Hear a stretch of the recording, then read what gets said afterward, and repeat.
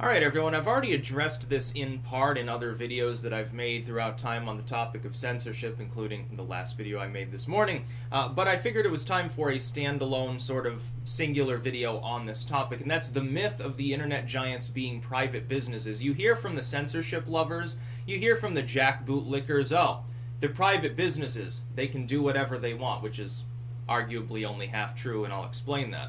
They can do what they want, and by the way, you're like anti-freedom if you disagree. Like, they're private platforms. They should be able to ban who they want. That's a very, very funny argument to make because they're not technically private businesses at all. You've probably heard of Silicon Valley. These big tech firms take taxpayer money. They get heavily subsidized. They get subsidized at the federal level to an extent.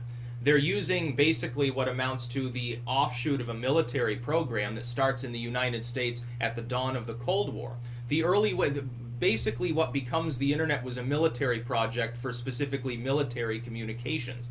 It had to do with developing a better, more fast system for that. It gets extended out to academics and some scientific uses later on, but it never really takes hold beyond those edifices that have massive amounts of money until much more recently when the internet became public in the middle of the 1990s.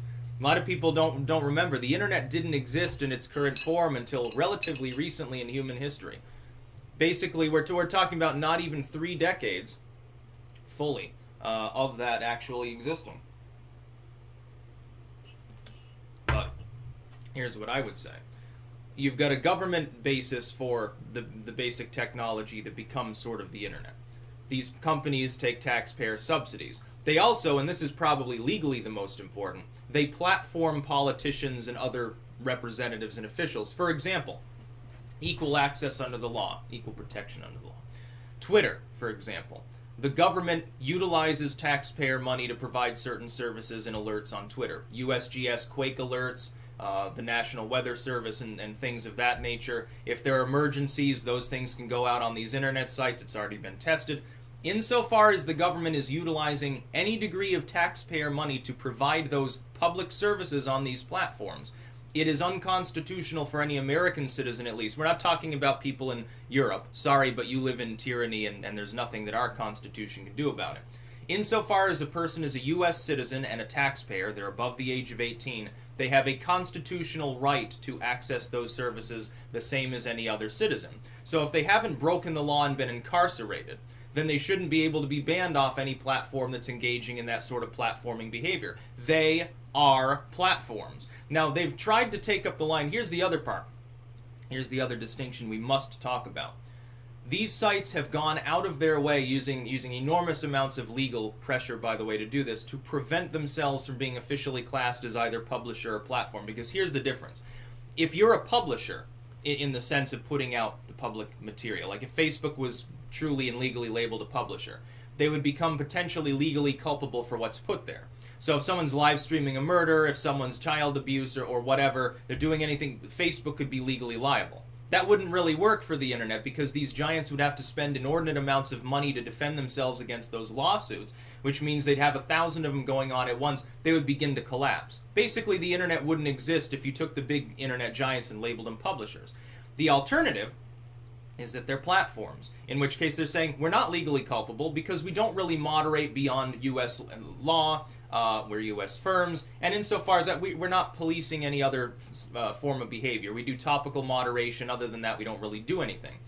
If that's the case, if these sites do that, then they lose the ability to actually censor people for, socio-political reasons. Under U.S. law, at least insofar as U.S. citizens go, they would only be able to ban you for things that are against the law. The only kind of gray area would be spam. Spamming people in the more topical sense, not like putting up a bunch of shit videos on YouTube that are mislabeled, that's not illegal. But it is disruptive of the platform. They'd probably have to make a law in order to make that distinction. It would be very, very funny to see Congress try to tackle that one, since most of these people can barely turn a computer on. So are they a publisher or are they a platform? The world may never know, because Congress refuses to force them to make that distinction. Congress has so far not really pushed the internet giants to say, look, are you going to be a publisher, in which case you're legally culpable for what's put on your platform? You have to actively moderate everything, Europe style, in which case you'll collapse. Or are you a platform? You keep existing, but you lose some of your power over your own material. What they've said instead is they've bypassed that argument. It's just like, oh, we're private companies. We can do whatever we want. It's very, very funny to see them try to make that distinction, though, when a lot of them don't even really pay taxes. In fact, some of them, they get more money from the state of California than they pay probably in state taxes anyway. They're government co-opted, and they're providing government services. The biggest argument that I almost never see made by proponents of internet free speech, and you must start using this argument, point out there are government figures and services. Constitutionally, U.S. citizens have a right to engage with those individuals, with their elected officials. It's like imagine that you've got email or something. You get banned from using it because your political beliefs are wrong or something. So you can no longer keep up emailing your representative. That's basically what it'd be. Now you'd say, oh, well, there are other email services. That's absolutely right, but is there really a Twitter competitor that platforms those services? No. It's like Gab is a competitor of Twitter, but the USGS is not sending out Quake alerts on Gab. BitChute is a YouTube competitor. Rand Paul does not have a BitChute page, I don't think. Therein lies the distinction. They are monopolies. They are providing a monopolized version of taxpayer-funded government services, and they are platforming taxpayer-funded government officials. It is unconstitutional for Twitter, therefore, to ban anyone, especially when a judge has already ruled that, at least in the case of Trump's Twitter, it is a public platform.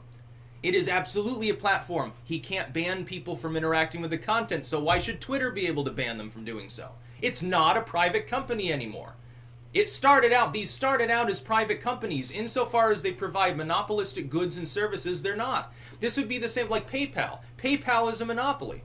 What other processor do people use as far as processors that would allow you to interact, again, with, like, you can use PayPal to donate to some political campaign. Well, if you get banned from PayPal, fuck you. I would say that's a little bit problematic in the legal sense.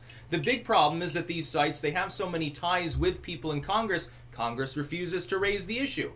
It's a case of corporate fascism. It's the only version that the left so far has ever encountered. I can remember like 10 years ago, like, oil companies bad, big banks bad, every company, automotive manufacturers. But somehow these tech firms are so fucking good at branding, and they're so fucking good at propaganda, they've convinced these people that somehow YouTube and Facebook, they're not private companies at all. I mean, they're not corporations at all. They're just, they're mom and pop store style things with happy smiley faces all over them.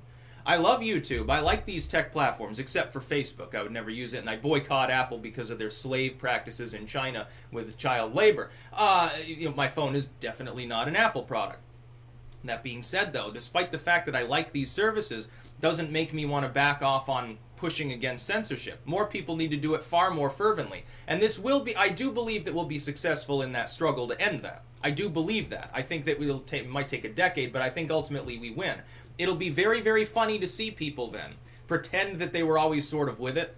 Like it's sort of like now, years and years later, a lot of people that were like gung-ho for invading Iraq, oh, we gotta get rid of that evil Saddam and stuff. Yeah, Uncle Sam, oorah, freedom fries, freedom fries.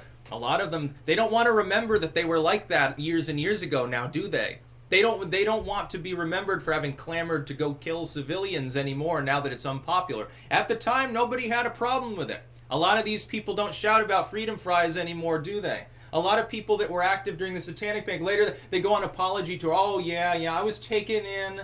It was like weird and stuff. We thought there were Satanists everywhere. It's like you were fucking throwing books on the fire too, trying to create a pyre to burn all the witches. And you were a moron by doing so.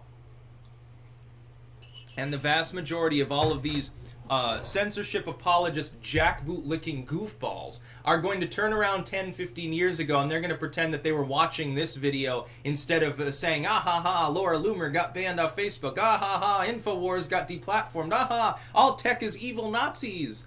That's exactly what they'll do. It'll be hilarious. In the meantime, those of us that are right, that are on the right side of history, we have to suffer like martyrs. Just an intergenerational thing. So keep up the good work. We'll eventually win. But it is funny to see people make the argument that it's a private company. Internet fundamentally built by U.S. military. Government assets are on it. Taxpayer funding, subsidies, government, deals with the government and shit. Like some of these companies, some of their subgroups, they work with like the military and shit. Like wasn't Google helping the military build drones? Well, that's a little conflict of interest if you're gonna label them a publisher and say, well, and we have control over everything that's put on our platform. It's a little bit odd now, isn't it? Yeah, we take government money in the both indirect and direct sense, and probably money from other governments, but that's okay. Facebook probably sells data to the government. I would think that that's a problem too. That could be the other reason they're not being leaned on, because it's a giant data harvesting grab as well. Everything you're doing is being logged. You know, it's to prevent future dissidents from raising up, basically, and hopefully it's for benevolent purposes, and it's like some group of gaunt-faced military dudes is sitting around worrying about communists taking over, so they're trying to make sure that doesn't happen. Unfortunately, it's just as likely that it's basically just to keep people who are actually independent out of politics and out of society. We see them being deplatformed every goddamn day now. That's about all. Peace out.